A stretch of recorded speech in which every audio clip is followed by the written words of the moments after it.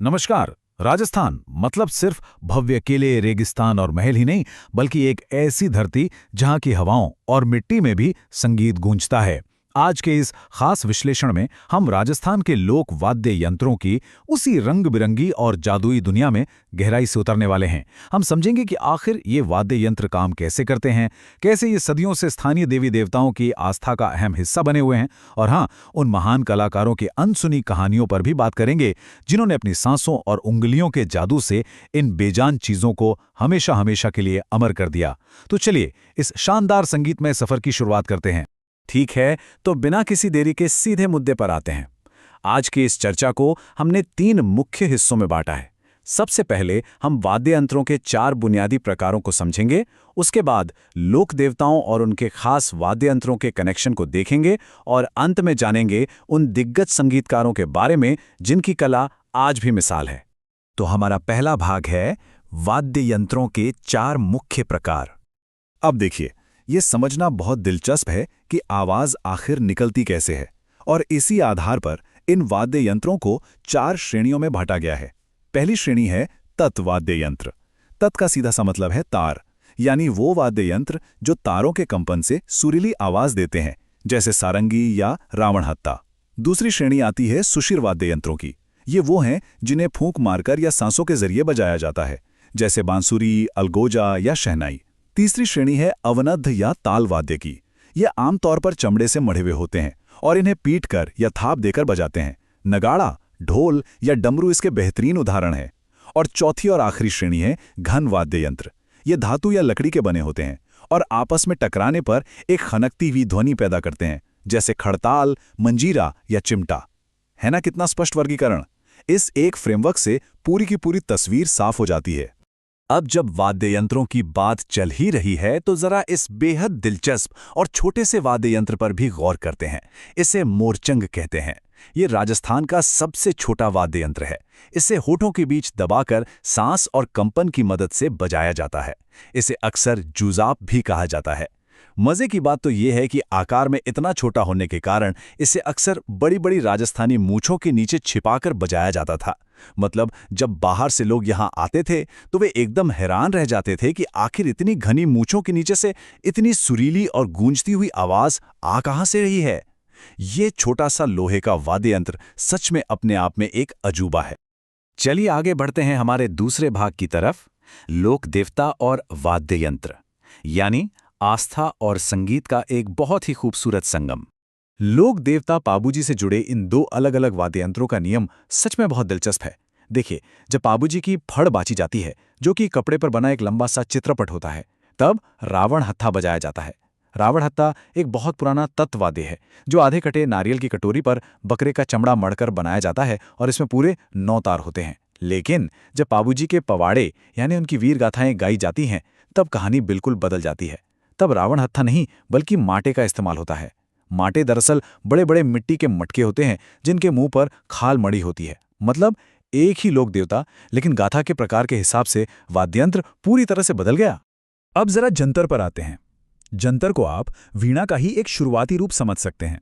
इसमें 2 बड़े बड़े तुम्बे लगे होते हैं और इसे गले में लटकाकर खड़े होकर बजाने का चलन है।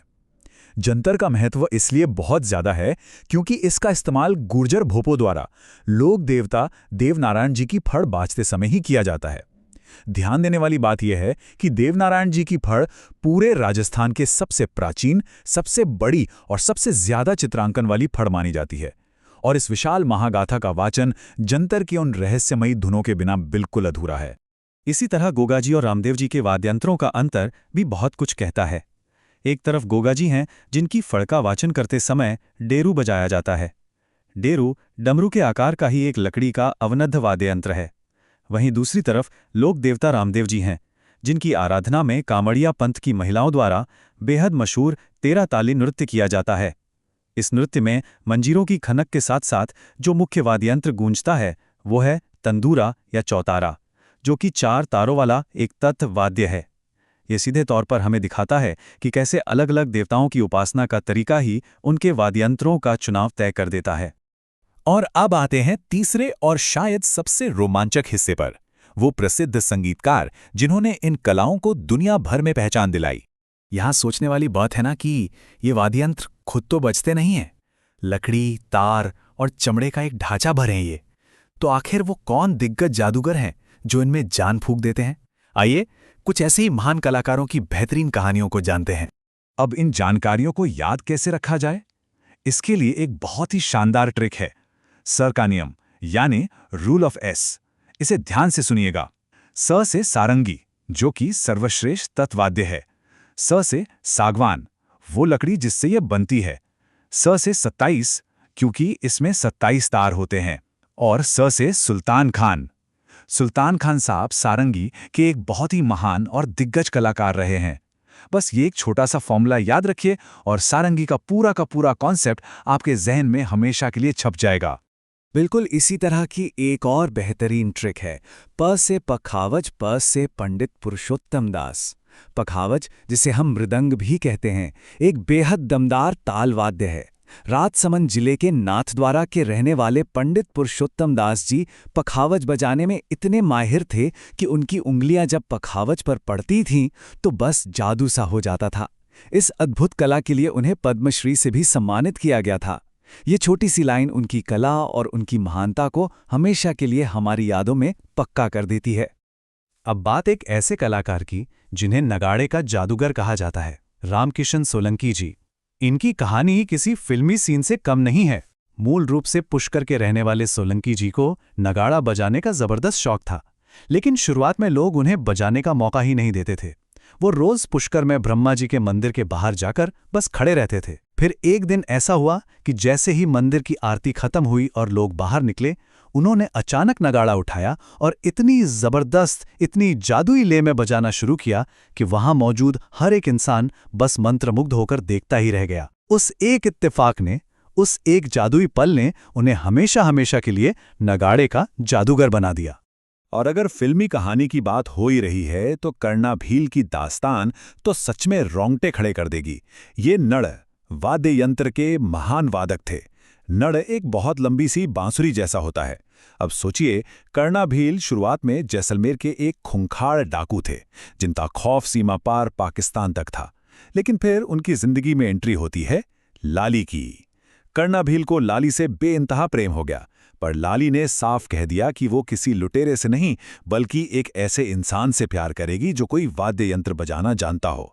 बस प्यार में पड़े कर्णाभील ने तुरंत हथियार फेंक दिए और नड़ बजाने का ऐसा जुनून पाला कि वो इसके बेताज बादशाह बन गए। हालांकि इस कहानी का अंत बहुत ही खौफनाक और रहस्यमयी रहा। बाद में किसी ने उनकी हत्या कर दी और उनका सिर काटकर ले गए, जिसका आज तक कोई सुराग नहीं मिला। एक खूंखार डाकू, फिर प्यार, फिर संगीत का जादू और अंत में एक अनसुलझा रहस्य। क्या सफर था ये! तो अब इस पूरे विश्लेषण को समेटते हुए एक सवाल जहन में आता है। आज हमने जो कुछ भी सुना और जाना, उसमें से किस ऐतिहासिक वाद्य यंत्र या किस कलाकार की कहानी ने सबसे ज्यादा हैरान किया? क्या वो रामकिशन सोलंकी जी का वो जादुई नगाड़ा वादन था, या कर्णाभील की वो खतरनाक लेकिन प्यार से भरी दास्तान? राजस्थान की मिट्टी ऐसी अनगिनत कहानियों और धुनों से भरी पड़ी है। उम्मीद है ये विश्लेषण राजस्थान की इस अनमोल कला और संस्कृति को एक नए नजरिए से समझने में मददगार रहा होगा। हमारे साथ इस चर्चा में जुड़ने के लिए बहुत बहुत शुक्रिया और ऐसी ही शानदार जानकारियों के लिए हमारे साथ बने रहें।